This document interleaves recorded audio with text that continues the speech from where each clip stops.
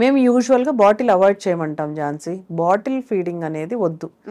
Use glass and spoon and లేకపోతే ఉగ్గిన్ని అని పాతకాలంలో మనం అలాంటి వాటినే వాడండి. బాటిల్ ఫీడ్ వల్ల ఈ మెయిన్ ఏంటంటే ఇన్ఫెక్షన్స్ ఎక్కువ. బాటిల్ సరిగ్గా కడకపోయినా, ఆ వాడే నిప్పుల్ సరిగ్గా లేకపోయినా, దాని లోపల ఏమన్నా పాతవి అంటే మిల్క్ పౌడర్ కదా, పౌడర్ ఫామ్ లో అది ఇరుక్కుపోయి ఉంటది కొంతమందికి.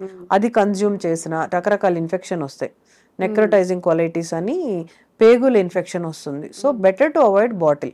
అంత ఓపిక ఉండక అలాగ ఇచ్చేస్తారు, ఆ బాటిల్ తీసుకొని తాగేస్తారని. గ్లాసు స్పూన్ చాలా కష్టం, ఎందుకంటే వాళ్ళు తాగాలి, చోక్ అవ్వకూడదు ఇట్లా. కానీ glass spoon important. So 5 hours ఈ బ్రెస్ట్ మిల్క్ ని నార్మల్ టెంపరేచర్ అంటే రూమ్ టెంపరేచర్ లో ఉంచవచ్చు. అదే రెఫ్రిజిరేటర్ లో మామూలుగా అంటే ఇప్పుడు నేను రూమ్ టెంపరేచర్ లో కాదు, నాకు ఇంకొంచెం ఎక్కువ స్టోరేజ్ కావాలి అంటే వర్కింగ్ ఉమెన్, లేకపోతే కొంతమంది నేను ఎక్కువసేపు బయటకు వెళ్ళి రావాలి అంటే 5 hours లో నేను ఇప్పుడే రాలేను అనుకోండి. సో 5 days రెఫ్రిజిరేటర్ లో పెట్టుకోవచ్చు. 5 days.